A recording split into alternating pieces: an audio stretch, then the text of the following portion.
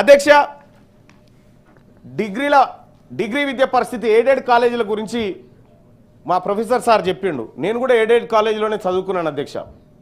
Aided కాలేజీల్లో అప్పుడున్నటువంటి standards, ఆ ఎగ్జిబిషన్ సొసైటీ ద్వారా ఏర్పాటు చేసినటువంటి స్టాండర్డ్స్ ఇప్పుడు ఎక్కడ కనిపిస్తలేవు అధ్యక్ష.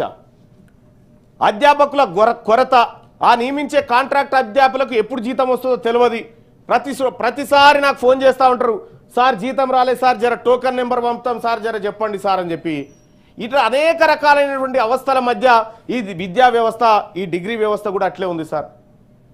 అనేకమైన పోస్టులు ఖాళీగా ఉన్నాయి.